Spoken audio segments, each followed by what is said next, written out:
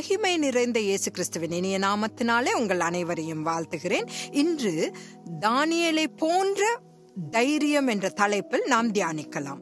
பூகம்பம், சூறாவளி, போர், அரசியல் மாற்றங்கள், நோய்களின் செய்திகள், நேசிப்பவர்களின் மரணம் போன்ற நிகழ்வுகள் நமது நம்பிக்கையை இழக்க காரணங்களாக இருக்கின்றன. இவற்றை விட மோசமான நிலைமைகளிலும் கர்த்தருக்கு உண்மையுள்ளவனாகவும் தம் வாழ்நாளில் தன் தேவன் மீதான தனது அன்பை வெளிப்படுத்தின ஒரு விசுவாசமுள்ள மனிதனாக தானியேல் இருந்தான்.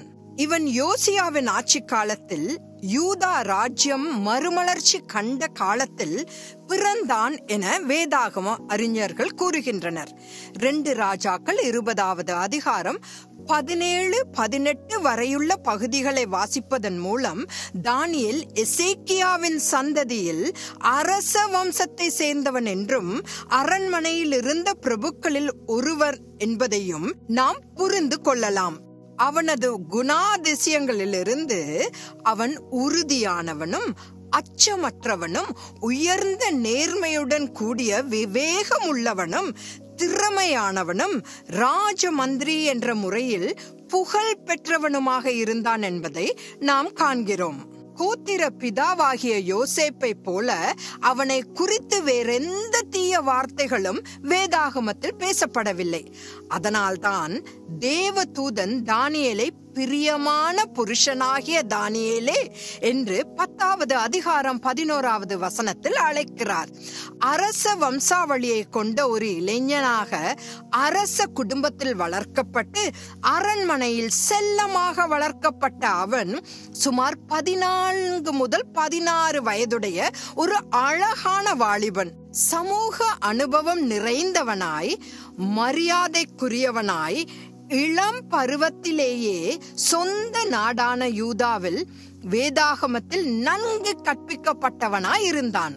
இப்படிப்பட்ட நற்சான்றுகளுடன் எந்த பாவமும் செய்யாத தானியேல் மற்ற உயர்குடி மனிதரோடு அவனும் இப்போது பாபிலோனுக்கு கைதியாக கொண்டு செல்லப்பட்டான்.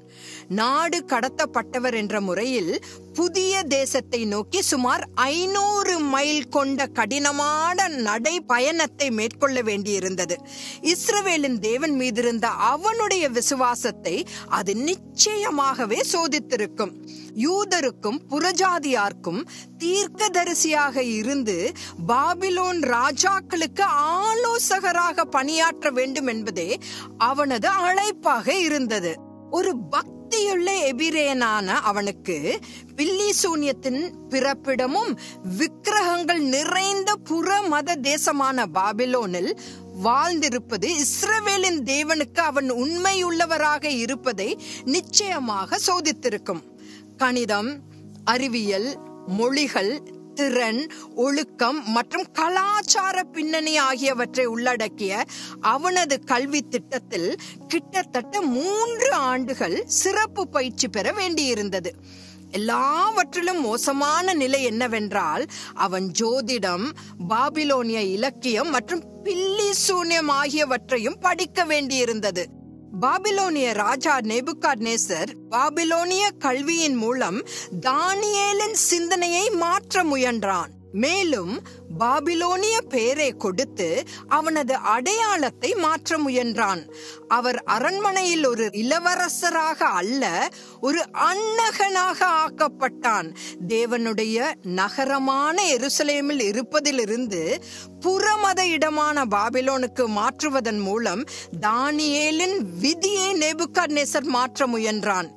இருப்பினும் இவை அனைத்தும் கர்த்தர் மீதான அவனது விசுவாசம், நம்பிக்கை மற்றும் அன்பை ஒருபோதும் அசைக்க முடியவில்லை.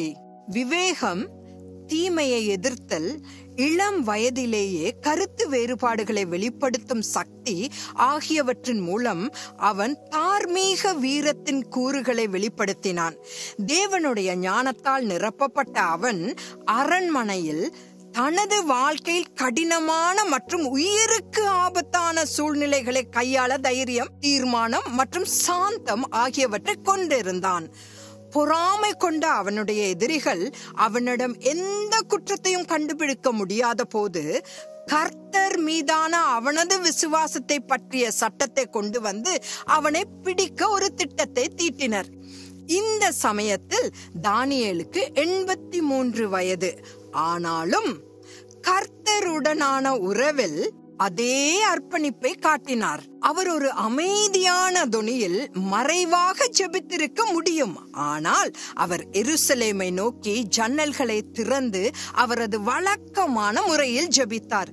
இந்த அரச ஆணையை பற்றி அனைவரும் அறிந்திருந்தும் இதை எதிர்த்து தானியேல் ஜெபம் செய்த போது அவர் சிங்கத்தின் கெபிக்குள் தூக்கி எறியப்பட்டார்.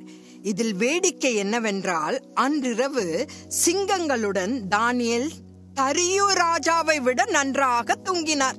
இப்பேற்பட்ட தேவ மனுஷனுக்குள் விசேஷித்த ஆவியானவர் இருந்தார் என்று தானியேல் 6வது அதிகாரம் 3வது வசனம் கூறுகிறது. தேவனுடைய தயவு தானியேலுக்கு இருந்ததால் பாபிலோனிய சாம்ராஜ்யத்திலும் அதற்கு பிந்தைய பெர்சியர் சாம்ராஜ்யத்திலும் முதன்மையான முக்கியத்துவம் பெற்றிருந்தார். வேதாகமத்தில் தனிப்பட்ட முறையில் அவர் மிகவும் வியக்கத்தக்க தீர்க்க தரிசனங்கள் பெற்றார். மேலும் எசேக்கியேல் 14ஆம் அதிகாரம் 14வது வசனத்தில் நோவா மற்றும் யோபுவுடன் கர்த்தரால் வகைப்படுத்தப்பட்டார். மத்தேயு 24வது அதிகாரம் 15வது வசனத்தில் இயேசுவால் அங்கீகரிக்கப்பட்டார்.